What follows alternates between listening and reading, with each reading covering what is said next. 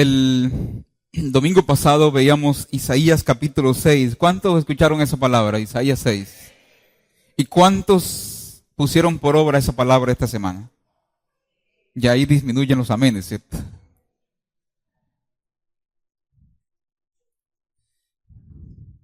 Decíamos el martes, retomando la palabra del domingo, que la razón por la cual el texto de Isaías 6 está allí ubicado, entre otras, pues un relato de vocación. Lo ideal sería que estuviera al principio del libro y no después de haber comenzado. La razón por la cual ese texto está ubicado allí es por la sencilla razón de que nosotros tendemos a veces frente a nuestras crisis, dificultades y pecaminosidades a hacer a veces una lectura unidireccional de la culpa.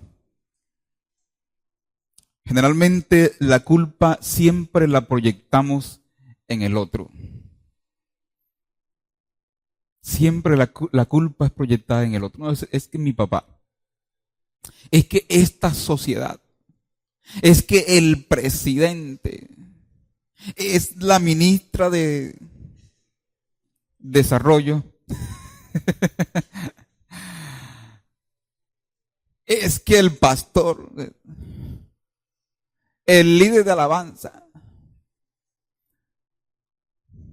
es que los abogados. Y por eso, esa es una de las razones por las cuales el texto está allí. Porque a Isaías también se le manda hacer una lectura personal de su propia pecaminosidad. ¿Y tú qué? ¿Cómo estás tú? Entonces vivimos en una sociedad que proyecta la culpa. Aquí en este país nadie es culpable de nada. Nadie es culpable de nada. Y lo mismo pasa también a veces en la iglesia. Eso lo vamos cultivando desde niños.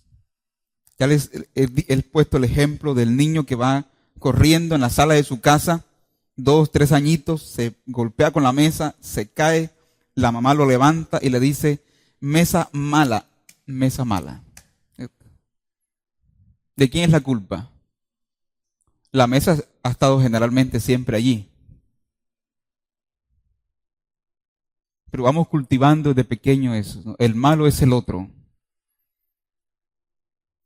Hijo, ven acá, vamos a levantar.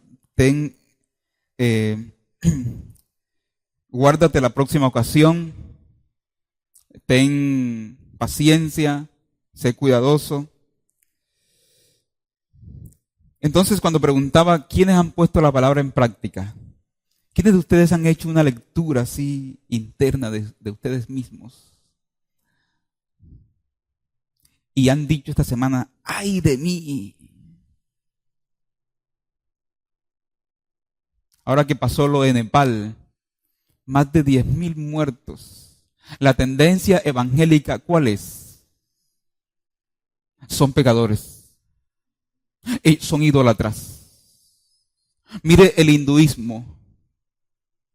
Y la lectura que hace Jesús en Lucas, ¿cuál es? No hagan esa crítica, dice Jesús. Cuando pase un asunto como este, que eso sirva para que ustedes se evalúen. No sabemos por qué pasó aquello, pero ¿cómo estás tú frente a la realidad de Dios y frente a la eternidad? Pero, somos expertos en culpar al otro. Entonces, ¿quiénes han hecho esa lectura de sí mismos esta semana? De acuerdo a la palabra de Isaías 6. Y han dicho, ¡ay de mí!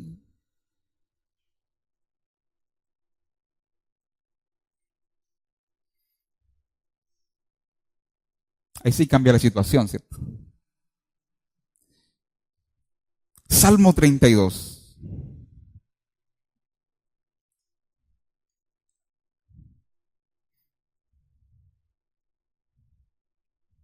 Este es un salmo de acción de gracias que se vuelve poesía. Y aquí en este salmo el poeta agradece a Dios por el hecho de haberles perdonado sus pecados y aprovecha esa experiencia para dar lecciones y estimular a la alabanza a Dios. Por eso dice el título pequeñito que dice ahí, Salmo de David, Masquil. ¿Qué es eso? Es un salmo, según un salmo que intenta comunicar sabiduría. Pero vamos a leer el texto y miramos cuál es la palabra de Dios para nosotros esta mañana allí en ese texto. ¿Están todos allí, hermanos? Salmo 32. Allá atrás, Salmo 32. Bienaventurado aquel cuya transgresión ha sido perdonada y ha sido cubierto su pecado. Feliz el hombre a quien el Señor no atribuye iniquidad y en cuyo espíritu no hay engaño. Mientras callé, se envejecieron mis huesos en mi gemir todo el día. Porque de día y de noche se agravó sobre mí tu mano, mi vigor se convirtió en sequedades de verano. Mi pecado te declaré y no encubrí mi iniquidad. Dije, confesaré mis rebeliones al Señor y tú perdonaste la maldad de mi pecado. ¿Qué dice allí a la mano derecha? Sela. ¿Viste? Aquí dicen los esposos, ¿sí? ¿Te das cuenta? La palabra me está mandando a celar. Por eso es que yo te celo. Selah. Es decir, medita en esto. Haz una pausa. Piensa. Reflexiona. Versículo 6. Por eso orará a ti todo fiel en el tiempo en que pueda ser hallado. Ciertamente en la inundación las aguas caudalosas no llegarán a él. Tú eres mi refugio, me guardarás de la angustia y con cánticos de liberación me rodearás. Piensa en esto. Te haré entender el camino en que debes andar, sobre ti fijaré mis ojos. No seáis sin entendimiento como el caballo o como el mulo, cuya boca ha de ser frenada con rienda y freno, de otro modo no se acercarán a ti. Muchos dolores tendrá el impío, pero la misericordia acercará al que espera en el Señor. Oh justos, alégrense en el Señor, gócense, canten con júbilo todos los rectos de corazón. Palabra de Dios. Gloria a Dios.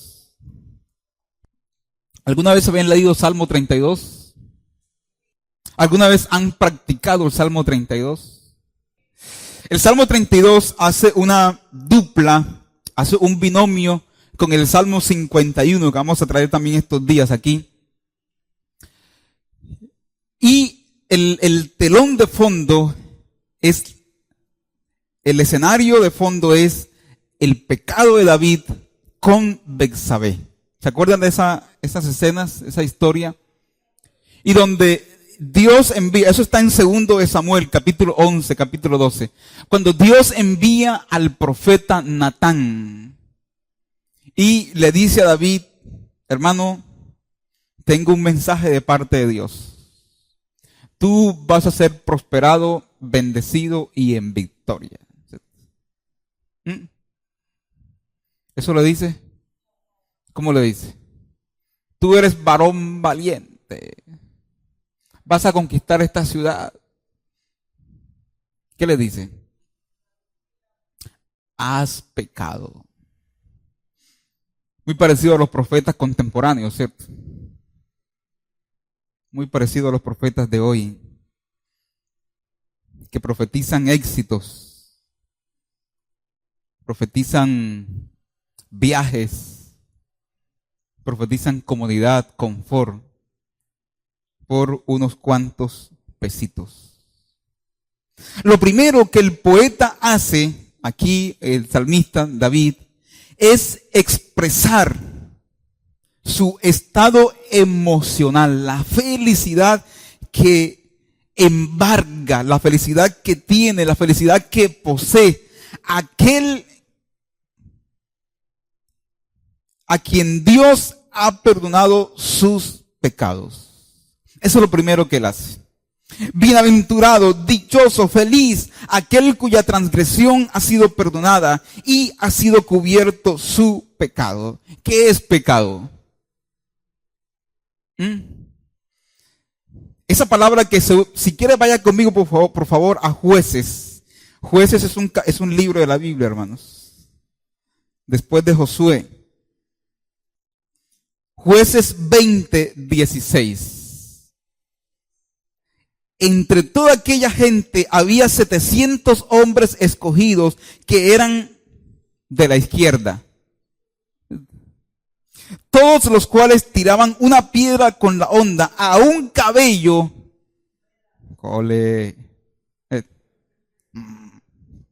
Parece las vainas de mi pueblo, ¿cierto? Y no, obviamente es una figura metafórica, una hipérbole, ¿no? Y no fallaban. Esa palabra que se usa ahí, fallar, errar, es la misma palabra que se usa aquí en el 32:1 para pecado. ¿Qué es pecar entonces? Fallar al blanco. ¿Sí? Fallar al blanco. El salmista expresa la dicha de aquel a quien Dios ha perdonado sus pecados. Mire, hermano, no hay nada más sabroso que andar por la vida perdonado. No hay nada más dichoso que eso. No importa que hoy el arroz sea con huevo o con ese suero amarillo que ya...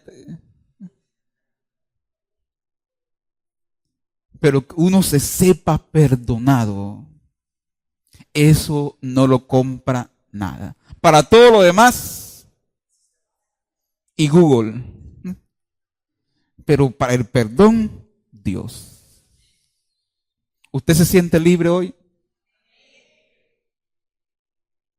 Vamos a ver al final qué tan libres somos. La felicidad es el don divino que disfrutan las personas a quienes no se les atribuye culpa, iniquidad ni engaño. La felicidad es un don de Dios. ¿Cuántos son felices esta mañana? Ay, yo fuera feliz si yo tuviera, si tan solo tuviera ese televisor grande para verme la pelea de, ¿cómo se llaman los tipos que pelean esta tarde? Fue ayer. Uy, hermano, estoy atrasado. Como yo de pelea muy poco, y creo que ya en el país tenemos suficientes, y con esta sociedad tan conflictiva aquí en Cartagena, no me ubiqué. Pero la felicidad es el don divino que disfrutan las personas a quienes no se le atribuye pecado, culpa ni engaño. Por ello y por esto, por esta felicidad, el texto invita a los justos, es decir, aquellos que han sido perdonados, a no quedar neutrales frente a tan grande evento. Por eso dice el versículo 11. Léalo conmigo, por favor. Oh justos, alegraos en el Señor y gozaos, cantad con júbilo todos los rectos de corazón. Es decir, si el perdón divino trae felicidad frente a este hecho, uno no puede quedar neutral. Hay que alabar. Vamos a a reflexionar también sobre el culto esta mañana. Ya vamos entendiendo por qué nos reunimos periódicamente y la alabamos. Porque hemos sido perdonados. Para el que pasa, mira, esos locos ahí, ve. Pero para nosotros, desde la lectura interna de la fe, hemos sido perdonados. Y esto merece alabanza. Entonces, nadie que ha sido perdonado queda neutral. La felicidad o la dicha no está entonces en las cosas que el salmista posee, sino en la condición de saberse libre por el perdón de Dios. El perdón entonces es fuente de gozo para el salmista y sirve también para estimular a otros. Eso es en primer lugar. el perdón como fuente de gozo para el creyente. Ya ustedes me han escuchado mencionar el hecho de que esta sociedad y los patrones de consumo nos ponen un pico muy alto. Nos dicen, mire, para ser feliz usted debe tener esto, esto y esto. Y debe vestir esta marca de zapatos y esta marca de ropa. En segundo lugar, el poeta ahora nos va a contar. Ya él dijo que el perdón divino es fuente de felicidad. Se siente dichoso. Pero ahora nos va a contar algo. Va a abrir su corazón. Y entonces uno va entendiendo por qué el tipo está tan feliz. Versículo 3. Mientras callé, se envejecieron mis huesos en mi gemir todo el día. Es decir, lo que el salmista nos va a decir es que hubo una falta, hubo un pecado en su vida que no confesó.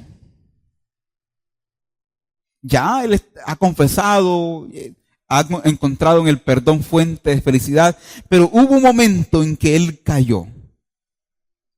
Entonces nos va a contar las consecuencias del pecado no confesado, los resultados de callar, en pocas palabras, las secuelas del silencio.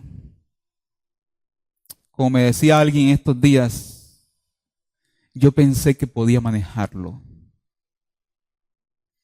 Yo pensé que podía llevarlo, pero estaba luchando solo. Y solo cayó. Su físico fue afectado. Dice, se envejecieron mis huesos. Mi vitalidad, mi vida se convirtió en sequedades de verano.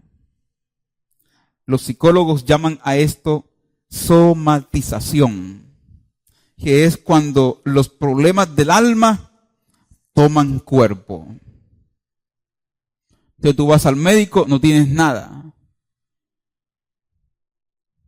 Si no presentas los síntomas, pero no tienes aquello que supuestamente debes tener.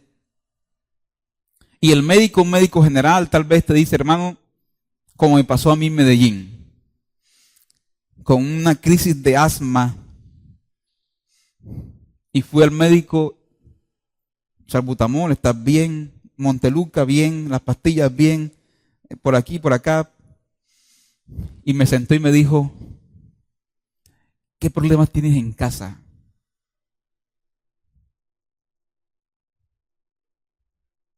Un médico general. Y a través de ese médico, Dios me habló.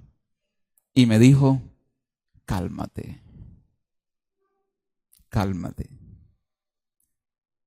Hermanos, el pecado es tan serio que carcome el alma y degenera el cuerpo. No pretendas jugar con el pecado y salir ileso.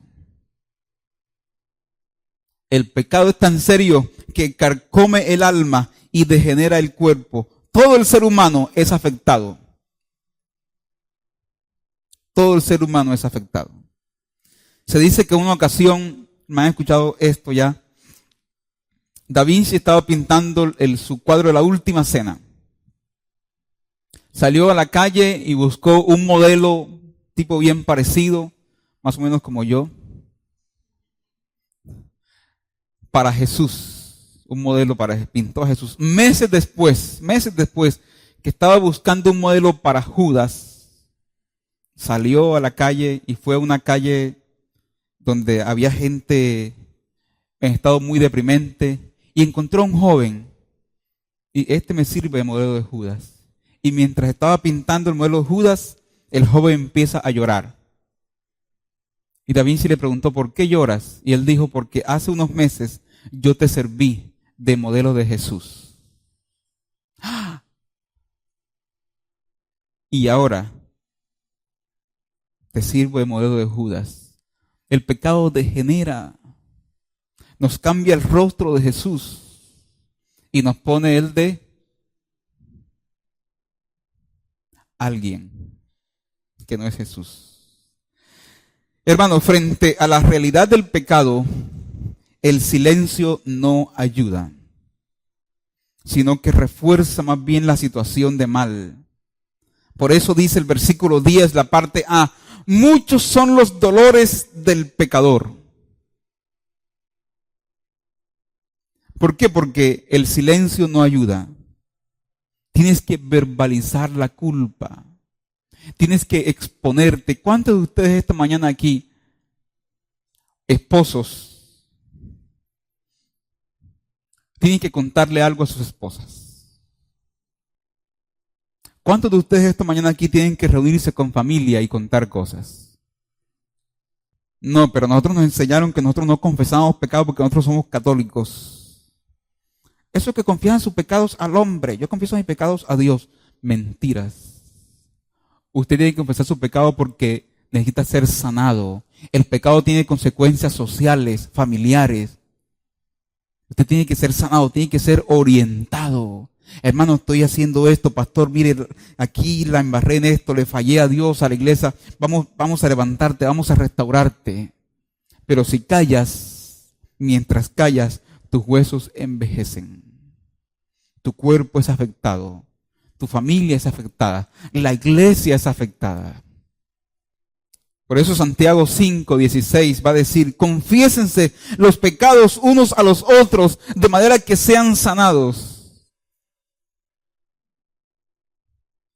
¿Cuántos de ustedes tienen secretos para sus esposas? Con mi Facebook no te metas. Celulares escondidos. Les doy un consejo, hombres que están aquí. Expónganse al escrutinio de las suyas. Los esposos que están aquí. Que no haya nada que esconder. Porque eso te va a proteger. Te va a proteger. Y usted sabe que las mujeres tienen ese don de la sospecha que Dios les dio exclusivamente a ellas.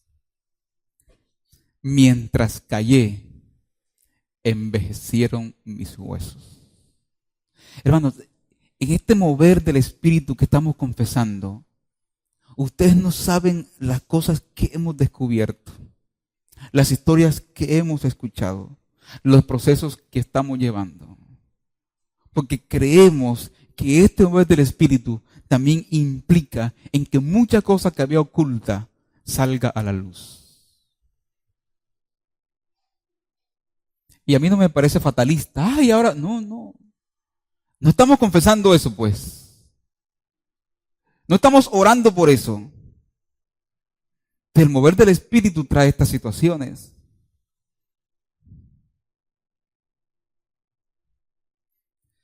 Que el Señor nos ayude. Pero mientras callé, se envejecieron mis huesos. Revisa tu vida. No sea que esos dolores sean producto de resentimientos, amarguras guardados, pecados no confesados, situaciones de antaño que debes confesar, verbalizar para ser libre. En tercer lugar, el poeta presenta su confesión a Dios. Versículo 5. Mi pecado te declaré. Ahora, pero a él no se le ocurre eso. Ustedes y yo sabemos por la historia que no se le ocurrió al salmista un tiempo de oración, yo voy a confesar mi pecado. Es la palabra del Señor que llega a través del profeta y suscita la confesión. Es esta palabra, hermanos. Es ¿qué vas a hacer esta mañana con esta palabra? ¿Qué vas a hacer con eso? Es la palabra la que llega y la que suscita la confesión. A Él no se le ocurre. Ahora, la confesión a Dios Dios no está buscando información. Dios busca reconocimiento y aceptación de una condición. Dios no dice, a ver, ¿qué fue lo que hiciste hoy que yo no sé? Él sabe.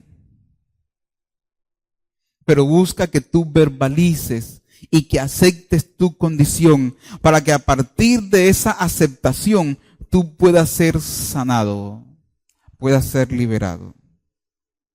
La aceptación del pecado es un paso fundamental en el proceso de perdón y de sanidad.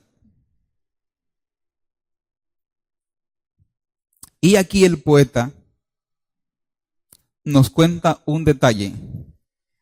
Con ese detalle da título al sermón esta mañana. ¿Cómo se llama el sermón esta mañana? O la predicación, que suena mejor, ¿cierto? No sea mula. Tú tienes que decirlo así como si estuviera discutiendo con otros, ¿cierto? Y frente a la terquedad del otro, otra vez. Las esposas aprovechan que está el esposo al lado. No sea mula. Generalmente, ¿cuándo decimos esa frase? Cuando estamos frente a una discusión y percibimos en el otro ¿qué? Terquedad, ¿cierto? Bloqueo para aceptar. No sea mula. El salmista nos dice que en medio de esto, de esta confesión, Dios le comunicó algo. ¿Qué le comunica a Dios? Miren lo que dice el versículo 8 y 9. Te haré entender. ¿Por qué, hermano? Porque con la confesión no todo está arreglado. Has dado el primer paso. Falta el largo camino de la restauración. Y el salmista nos dice que Dios mismo se compromete con el salmista para acompañarlo en su proceso de recuperación, de restauración, de rehabilitación. Le dará consejos, le instruirá, le mostrará el camino que debe recorrer. Ahora sí, versículo 8. Te haré entender y te enseñaré el camino en que debes andar. Sobre ti fijaré mis ojos. Es decir, te tengo en la mira, ¿no?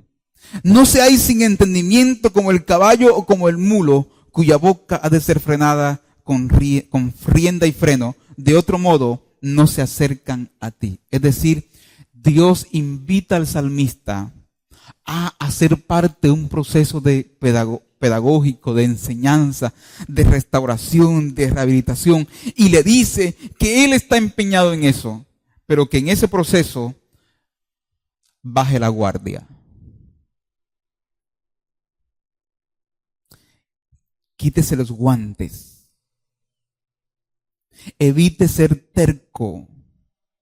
Sea dócil frente a la voz divina.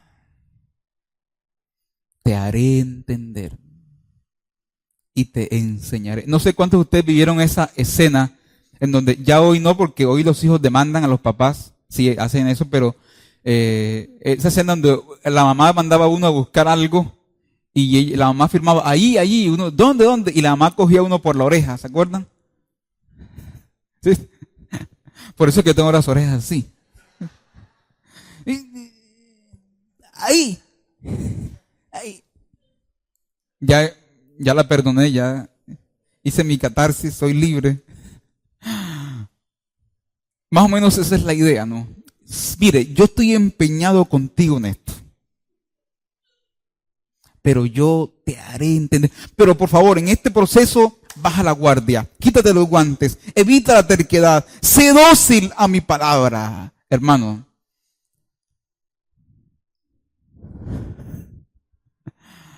No seamos mulas. Déjate seducir por su voz. Él quiere restaurarte. Él quiere animarte. Y no sabes tú lo que Dios puede hacer con un corazón restaurado. Ni te imaginas. Porque como decíamos hace 20 días en este púlpito, haberle fallado a Dios no nos descalifica. Pero hay algo que sí va descalificando poco a poco: la terquedad, el orgullo, la arrogancia, la prepotencia, va descalificando. Ustedes no saben las cosas que Dios me ha hecho entender. Algunas las he entendido como humano, otras me ha llevado como mulo. Pero Él se ha empeñado conmigo. Y en el centro del texto, para ir dándole forma ya final a esto, en el centro del texto está los resultados de la confesión. Tengo en mi bosquejo arreglado de tal manera que esa parte es el centro. Los expertos llaman a esto una figura concéntrica. El texto va declinando, va decantando hasta llegar a un centro. En el centro del texto están los resultados de la confesión. Son 4 resultados. En primer lugar, miren el versículo 6. Por eso orará a ti todo santo o todo fiel, en el tiempo en que pueda ser hallado. Ciertamente en la inundación de las caudalosas aguas no llegarán a él. Tú eres mi refugio, me guardarás de la angustia y con cánticos de liberación me rodearás. Miren, 4 resultados de la confesión. Primero, comunión a través de la oración. Anote eso, por favor. Comunión a través de la oración. Bueno, antes de eso en mis notas está el perdón divino, que es el primer resultado, ¿no? Él confiesa y recibe el perdón. Primero, perdón. Segundo, la comunión a través de la oración. Tercero, la protección. Miren lo que dice: ciertamente en la inundación de las aguas caudalosas no llegarán a él. Aquí el pecado se asemeja a aguas caudalosas que intentan llegar hasta el cuello del salmista, pero en medio de esta nueva realidad donde él se sabe ya perdonado y protegido por Dios, ahora Dios no permitirá que el pecado le atrape. Entonces, en tercer lugar, protección, porque Dios se encargaría de que su pecado no lo ahogara. Y en cuarto lugar, celebración. Me rodearás con cánticos de liberación. ¿Sí la cogieron? Primero, resultados de la confesión: perdón, que trae dicha, ¿cierto? Segundo, comunión a través de la oración. Ahora, por eso orará a ti todo fiel. Tercero, protección, porque cuando confiesas te expones. A través de la comunidad, del pastor, del líder, te estás exponiendo, y eso es protección de vida. Dios no va a dejar que el pecado te ahogue. Y en cuarto lugar, celebración. Me rodearás con cánticos de liberación. ¿Qué significa eso? Que este perdón, o que el acto de perdón, es tan sublime que debe ser cantado. Amén. Y él está trabajando la idea desde el principio. El acto de liberación es tan sublime que debe ser cantado. Cuando ustedes estudian, leen, escuchan las letras de las gestas, de los himnos de las naciones que hicieron parte de las gestas liberacionistas de Simón Bolívar, ustedes se dan cuenta que el tema fundamental, el tema principal es la libertad. Se canta la libertad. Se canta la liberación de una sociedad, la liberación, en este caso, del individuo, el pecado, es tan importante. Hay que celebrarlo. Por eso Lucas capítulo 15 dice Jesús que cuando un pecador se arrepiente, en el cielo hay un aburrimiento. Que se arrepiente otro pecador. Hay fiesta. Ni siquiera el diezmo. Ni siquiera el diezmo. Yo pensé que eso. porque ha sido libre alguien. Los mismos ángeles celebran, la iglesia no. Mira, y ahora está aquí quien lo veía allá en la gobernación, entonces pagó plata que se robó. Nosotros no perdonamos. Mira, y cuando fue alcalde, y entonces, ¿dónde está la comunidad de gracia? ¿Dónde está la comunidad de gracia? Yo no creo que ese tipo esté. 3 días le pongo. 3 días. Y no lo quiera Dios, el tipo llegue a fallar porque la vida es así. Te lo dije. Profetas del desastre. Yo lo había dicho. Claro, pero que a mí nadie me cree. Al pastor yo se lo dije, no lo ponga ahí.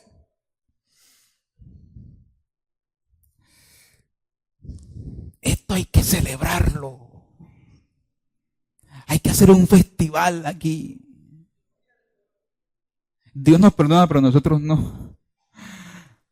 Hay que hacer un festival, esto hay que celebrarlo. Por eso nos reunimos aquí cada 8 días, porque ha sido salvado. Y frente a semejante acto, tú no puedes quedar neutral. Esto hay que celebrarlo. ¿Dónde es que está? Mire, uno, hermano, que ya hace rato está en esto. Yo no, a veces que de vacaciones, domingo, ¿qué hago domingo? Yo tengo que ir a una iglesia. Ya, esto hay que celebrarlo. Y hay que celebrarlo en comunidad. Aquí radica el estado de dicha, en aquel que ha sido perdonado, aquí radica el estado de dicha, mejor, en que el pecado ha sido superado por el perdón divino y que ahora la comunión con Dios ha sido restablecida. ¿Cuántos de ustedes, hermanos, tienen que pensar esta semana esta palabra? El martes otra vez vamos a estar aquí tocando otros asuntos que no vienen al caso ahora en la mañana. Pero ¿cuántos debemos ponernos a tono con esta palabra? ¿Cuántos de ustedes están aquí, están consultando páginas pornográficas, por ejemplo? Y eso no es un mal de los hombres. Mire, el Dios de este siglo. ¿Cuál es el Dios de este siglo? La tecnología. De este siglo, no de este siglo. Ese es el siglo de Pablo, no, pero de este siglo. Y tiene una representación trinitaria, como cualquier Dios. Internet, celular y televisión. Ahí está.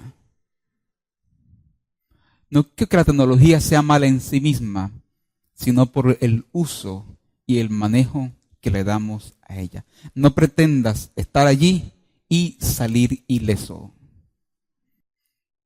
Mire, hermano, si usted no es ingeniero, no es publicista, no, si usted ¿qué hace en internet a las 11 y 12 de la noche?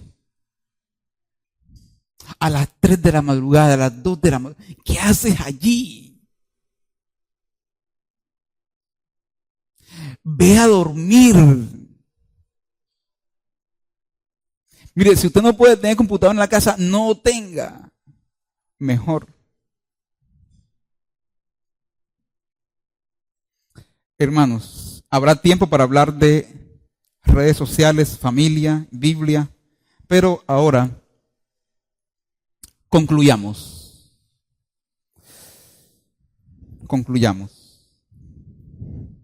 Creo que en la pastoral, en la misión de la iglesia también hoy, enfrentamos 2 dificultades en el tratamiento del pecado. Primero, o por un lado está la psicologización de la iglesia. ¿Escucharon eso? Psicologización de la iglesia. Es decir, que se da cuando las teorías y enfoques de la psicología ocupan el lugar de la Biblia y la psicología termina sepultando la palabra y la va vaciando de su poder transformador. Por ejemplo, según la Biblia, la baja autoestima puede ser orgullo.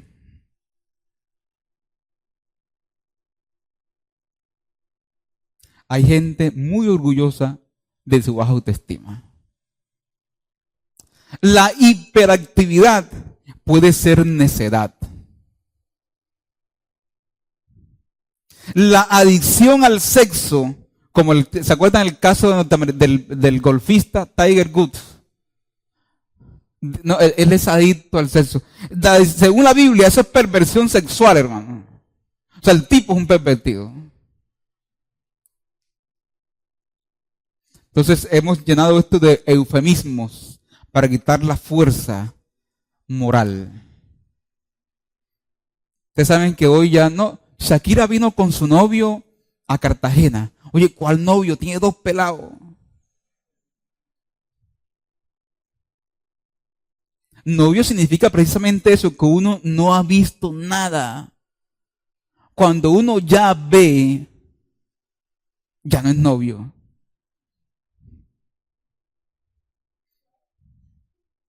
No, está con su novio aquí, 2 pelados. Yo tengo 2, mi esposa. No, me voy con mi novia para allá. Entonces, esa es la cuestión. A los problemas como las adicciones, la Biblia los llama pecado y no deseos reprimidos. Frente a la incompatibilidad de caracteres en la pareja, la Biblia invita a la humildad y el amor sacrificial, no al divorcio. Entonces, hay un problema, hermanos, en nuestra misión, en el tratamiento que tenemos del pecado. Pero en segundo lugar, hay otro problema. Y es la falta del sentido de culpa que la mente posmoderna, con su nueva tolerancia, nos propone. Decíamos al principio, hoy nadie es culpable de nada. Nadie es culpable de nada.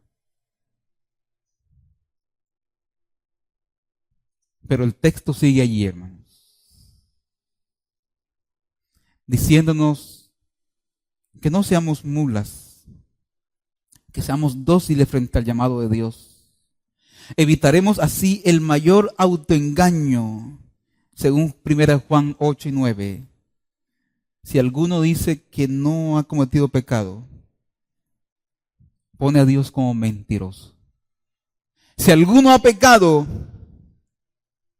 abogado tenemos para con el Padre, Jesucristo. Él es fiel y justo para perdonar nuestros pecados y limpiarnos de toda maldad. ¿Saben por qué, hermano?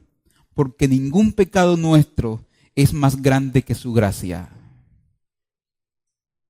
Por eso, nadie que ha sido perdonado puede quedar neutral.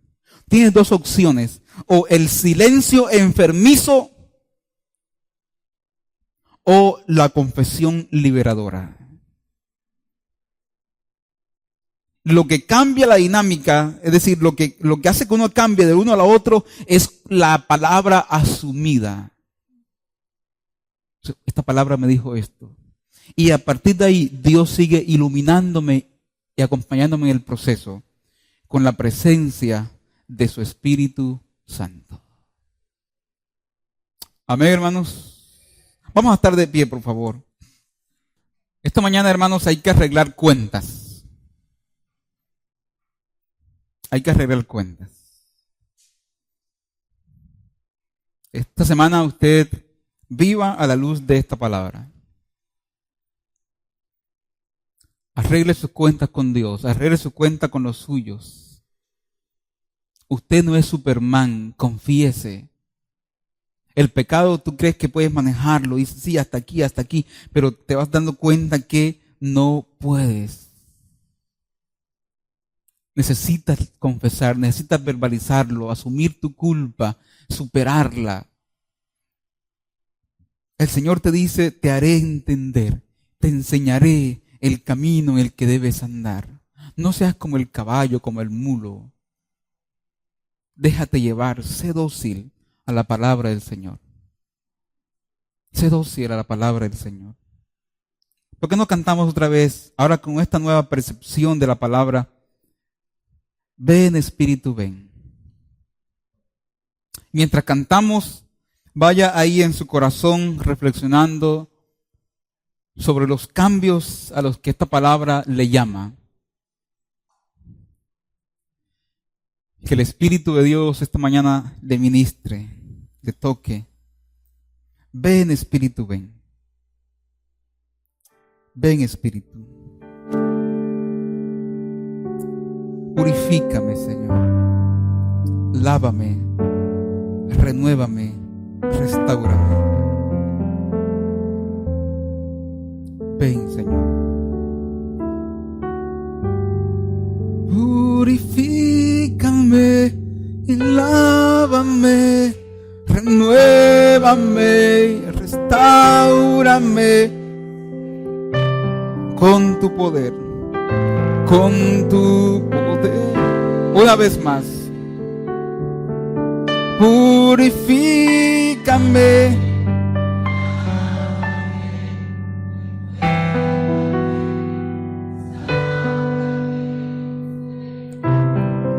Aleluya. Purifícame.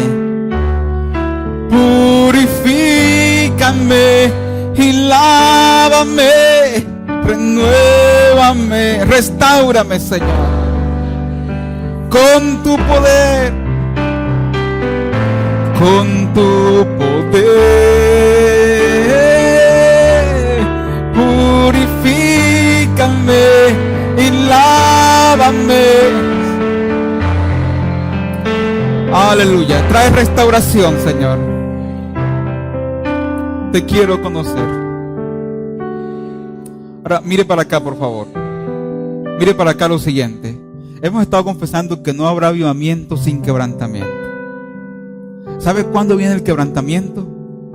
El quebrantamiento llega y viene cuando yo percibo el conflicto entre mi voluntad y la palabra del Señor. Ahí viene el quebrantamiento. Cuando debo tomar decisiones en mi vida. Que el Señor te ayude, hermano. Que el Señor te ayude. Que el Señor te ayude. Aquellos que están luchando aquí con pecado sexual. Aquellos que luchan con la pornografía. Aquellos que luchan con la lengua. Aquellos que tienen ahí guardados en su corazón rencores, odios históricos, tan rancios como las 50 años de guerra que tenemos en el país. Que el Señor te haga libre esta mañana. Que el Señor te libere esta mañana. Cantemos otra vez. Purifícame, purifícame, lávame, renuévame, restáurame con tu poder. Gloria a Dios, gloria a Dios. Purifícame, renuévame, Señor, te quiero conocer. Señor, te quiero conocer. Jesús, te quiero me rodearás con cánticos de liberación. Esto merece ser cantado, celebrado. Fortalece, anima, restaura. Ven, Espíritu Santo de Dios. Restaura el alma afligida, restaura el corazón humillado. Alienta al desanimado, Señor. Humilla nuestros orgullos. Quebrántanos, que podamos percibir esta mañana el conflicto entre tu palabra y mi voluntad, y poder decidir como Jesús en Getsemaní por hacer tu voluntad. Gracias, Señor. Gracias, Señor. Amén. Gloria a Dios. Gloria a Dios. Gloria a Dios.